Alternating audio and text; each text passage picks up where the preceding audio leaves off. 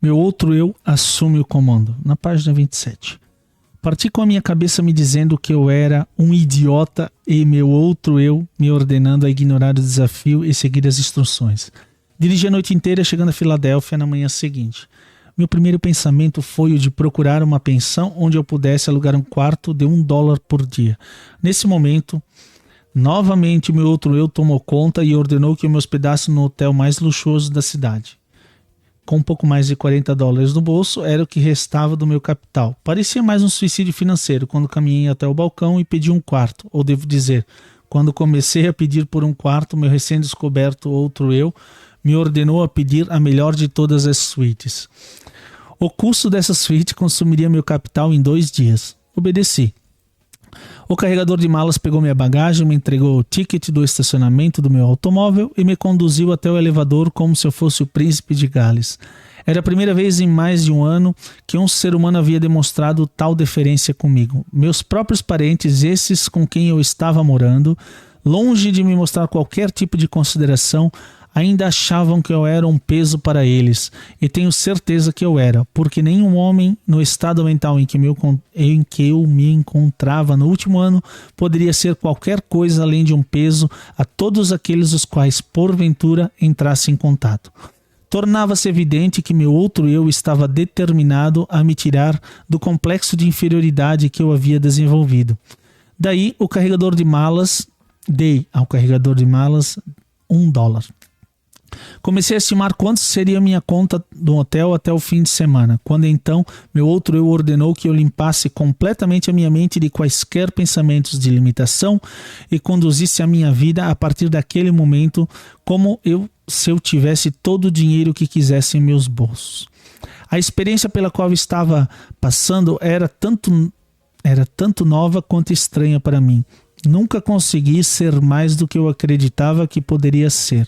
Por quase meia hora, esse outro eu me deu ordens e segui à risca durante o período da minha estada na Filadélfia. As instruções que recebi por meio desses pensamentos se apresentaram à minha mente com a tal força que eles eram facilmente distinguíveis de pensamentos normais criados pelo meu eu tradicional.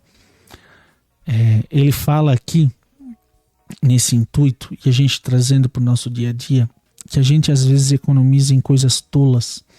Às vezes a gente deixa de ter uma qualidade de uma comida melhor, de ir a um ambiente melhor, e às vezes por estar... É difícil fazer um paralelo, porque pode parecer como falta de planejamento ou gasto desnecessário. Mas às vezes você estar em certos ambientes, eles elevam a tua frequência. É isso que ele quer dizer aqui. Se ele ficasse num hotel de $1 por dia, quem são as pessoas que ele conviveria lá? Quem são as pessoas que estariam lá na hora que ele fosse almoçar, jantar? Quem são as pessoas que ele veria pela janela? Enquanto ele pegou uma suíte muito cara que consumiria em 2 dias o dinheiro que lhe restou. Ali ele estava em um ambiente que lhe fez se sentir acima do que ele era. Tanto que ele falou que nem os próprios parentes o trataram como o cara que carregou a sua mala por $1. Imagina, a gorjeta do cara da mala era mais cara ou igual à hospedagem que ele teria antes. Então ali que a chave começou a virar. Ele se sentiu importante, ele estava numa posição importante, ele estava no quarto de alguém importante. As pessoas o viam como alguém importante. Eu recebo ordens estranhas de uma fonte estranha. Minhas instruções começaram dessa forma. A partir desse momento você está completamente no comando do seu outro eu. De agora em diante você deve saber que 2 entidades ocupam seu corpo. Na verdade, 2 entidades similares ocupam o corpo de cada ser vivente no planeta Terra. Uma dessas entidades é motivada e responde pelo impulso do medo, nossa mente. E outra é motivada e responde pelo impulso da fé. Por mais de um ano você foi conduzido, no caso ele, como um escravo pela entidade do medo. Há 2 noites a entidade da fé assumiu o controle do seu corpo físico. A partir daquele momento você foi motivado por essa entidade. Por mera conveniência, você pode chamar essa entidade de fé, de seu outro eu. Ela não conhece limitações, não tem medos e não conhece a palavra impossível. Você pode fazer tudo que você quiser. Tudo que a mente humana pode conceber, ela pode realizar. É uma frase do próprio Napoleão Hill. Você foi direcionado a selecionar esse ambiente de luxo em um bom hotel como um meio de desencorajar o retorno da entidade do medo. Esse antigo eu, motivado pelo medo, não está morto, ele simplesmente foi destronado. E ele o seguirá aonde quer que vá, esperando uma oportunidade favorável para tomar conta de você. Ele somente pode tomar o controle de você por meio de seus pensamentos. Lembre-se disso e mantenha as portas da sua mente hermeticamente fechadas contra todos os pensamentos que procuram limitá-lo de qualquer maneira, e você assim ficará salvo. Não se permita preocupar-se com o dinheiro que você precisará para suas despesas imediatas. O recurso virá a você no momento em que você necessitar dele. Agora vamos aos negócios. Antes de qualquer coisa, você deve saber que a entidade da fé, que agora está no comando do seu corpo, não fez nenhum tipo de milagre e também não trabalha em oposição a nenhuma das leis da natureza. Então quer dizer que não é nada sobrenatural, desumano, mágica, rito, qualquer sacrifício, qualquer coisa, não. Ela trabalha a favor das leis da natureza, ela é natural, ela está dentro de nós.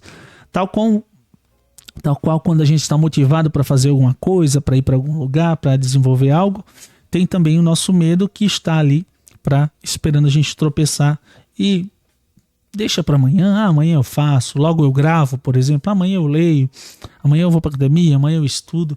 É difícil, é uma luta constante, nosso corpo ele foi feito para descansar e para armazenar energia, consumir loucamente energia, então a gente tem que ter muito cuidado. Aqui ele falou tudo, né, da fé e tal, que natural, vai vir no momento certo os recursos, porque ele tem que ter fé que vai acontecer, que as coisas vão funcionar. Enquanto ela estiver no comando do seu corpo, ele guiará sempre que você chamar, por meio de impulsos de pensamentos que cruzarão a sua mente e ajudarão a realizar todos os seus planos da maneira mais natural, conveniente e lógica possível. Acima de qualquer coisa, tenha esse fato claramente fixado na sua mente, que o seu outro eu não fará o trabalho por você. Ele somente o guiará inteligentemente no caminho para você conquistar todos os seus objetivos e desejos. Esse outro eu, a sua fé, lembra que ele fez a ligação, o ajudará a transformar todos os seus planos em realidade. Além disso, você deve saber que ele começa sempre com seu maior e mais pronunciado desejo. Neste momento, seu maior desejo é aquele que te trouxe até aqui. É publicar e distribuir os resultados da sua pesquisa nas causas de sucesso e fracasso. A estimativa é que serão necessários aproximadamente $25 mil. Entre seus conhecidos, há um homem que estará disposto a investir o capital necessário. Comece de uma vez a imaginar e focar no nome de todas as pessoas do seu círculo de conhecidos que poderiam, de alguma maneira, ser induzidas a fornecer a ajuda financeira que você está precisando. Quando o nome da pessoa vier à sua mente, você a reconhecerá imediatamente. Entre em contato com essa pessoa e a ajuda que você procura será dada. Nos seus argumentos, contudo, apresente o seu pedido de uma terminologia tal que você usaria numa transação usual de negócios. Jamais, sob nenhuma hipótese, faça qualquer referência à descoberta desse outro eu. Se você violar essas instruções, será cometido por uma derrota temporária.